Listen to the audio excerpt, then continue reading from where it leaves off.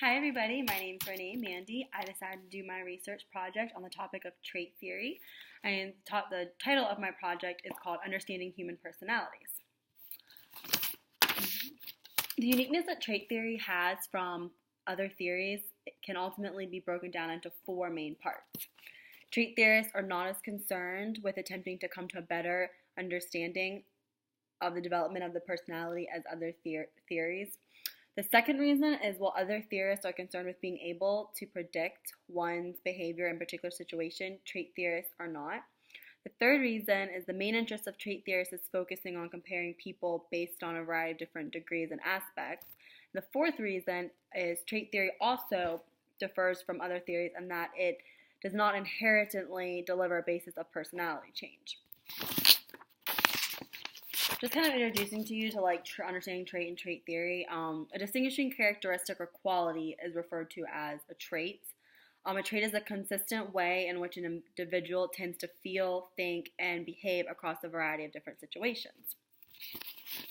I chose this topic because I thought trait theory was really interesting because everybody has different personalities, and I've always wondered when somebody that's shy or somebody that's outgoing or somebody that is, angry or, more friendly or whatever, I've always wondered, what makes that person be that way, or what makes it, is it something in their past, is it how they were raised, is it, biological, is it genetics, is it their brain chemistry, what is it? And, a lot of times I know people that they're one way and, prior to a particular situation, and then after the situation, maybe a traumatic event or a life-changing experience, their personality kind of changes. Maybe somebody that used to be outgoing, isn't after a certain situation. They're more shy or laid back or timid.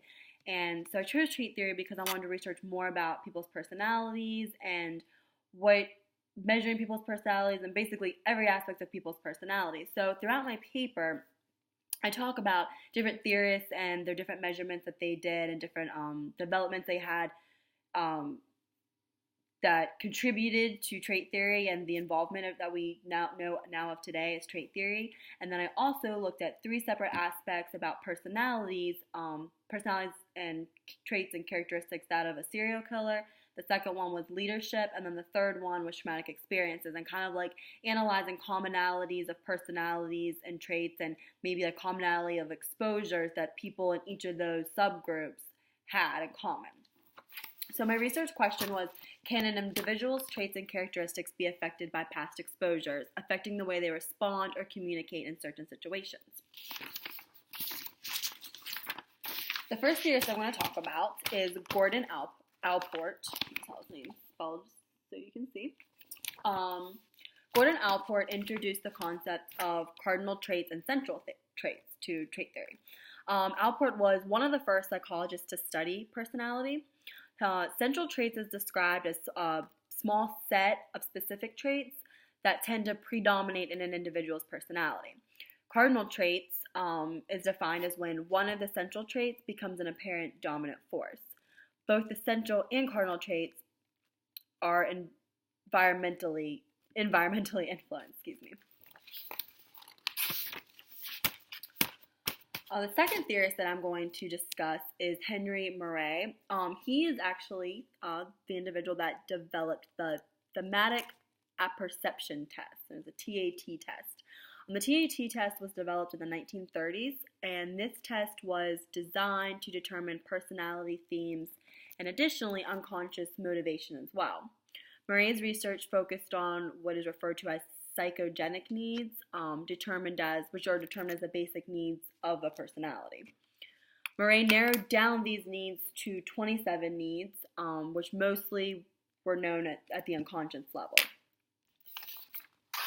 Some of Murray's psychogenic needs, just to name a couple, were achievement, affiliation, aggression, being able to overcome obstacles and succeed, to avoid blame and obey the rules, construction, and power. Those are just listing 1, 2, 3, 4. That's about 7 of the 27.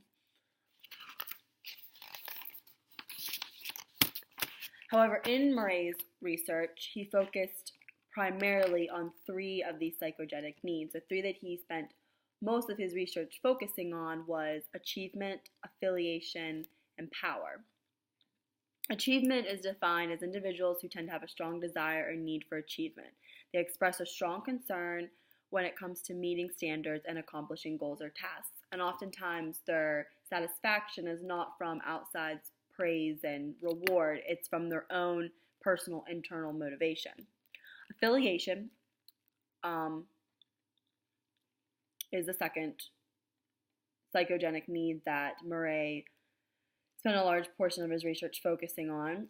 This is defined as individuals who tend to have large social structures.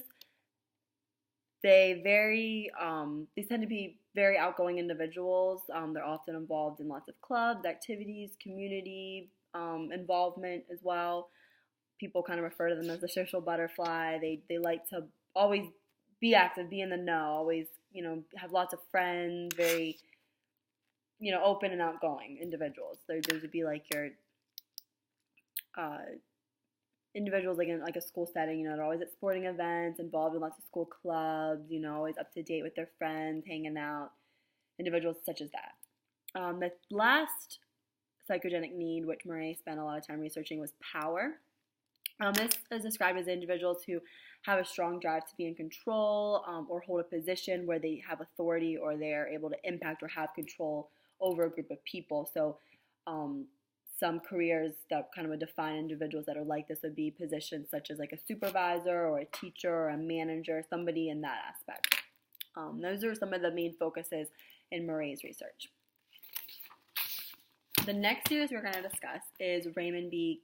I believe it's pronounced Cattell. Raymond B. Cattell developed the 16 personality factor model. Now, this model in particular has had a lot of controversy and criticism over the years, mainly because it has never been able to be reproduced.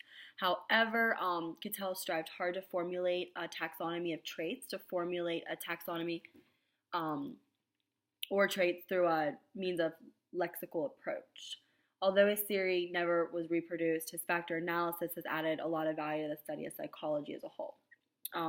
In his original findings regarding the 16 personality factor model is actually what led to the big 5 dimensions of personality, which is what we're going to discuss next. John Digman developed the 5-factor model. These 5 general factors, when used in combination, are able to help identify the more specific traits that an individual might have. And just like a quick brief rundown of what these 5 factors are. The first one is neuroticism. This is a tendency to feel negative compulsions, distress, anxiety, and phobias. The second one is extraversion. This is a tendency to like being in a group, thinking optimistically, and being assertive. The third point is openness. This is a tendency to be reflective, paying attention to inner feelings, being an independent thinker, and having an imagination. The fourth point is agreeableness. This is a tendency to be sympathetic towards others, strive to avoid antagonism, and always eager to help and please other people.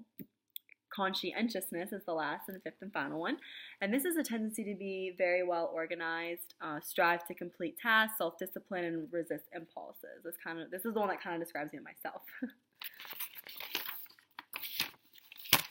Okay, now we're going to focus on the second half of my paper, which kind of focused on identifying personality traits and characteristics amongst the serial killer leaders, groups of people that make good leaders, and individuals that have gone through traumatic experiences and how their personality and their traits tend to change. So we're going to focus first on identifying personality traits of the serial killer, and just kind of in a nutshell, I'm just going to give you a brief little synopsis of each one. It's in my paper, it's a little bit longer. 42% of convicted serial killers suffered from physical abuse as a child, and 74% suffered from psychological abuse. 29% of serial killers had a reported past of head trauma, and sociologists believe that this sort of psychopathic behavior that serial killers tend to possess is their brain's defense mechanism. Peter Vronsky researched to find a common link of past exposures that serials had in common, and some of the commonalities he found was isolation as a child, bullying as a child, and suffering from learning difficulties in the past. Dr. Elliot Layton researched common characteristics amongst serial killers.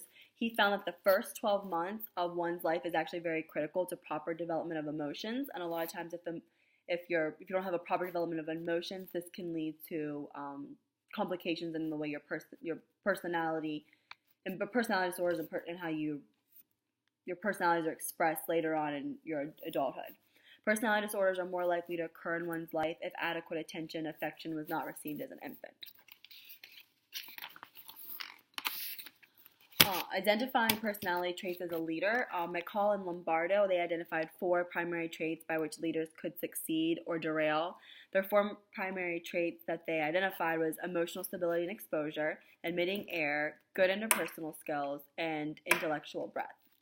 And then in my paper, of course, these are all discussed in greater detail.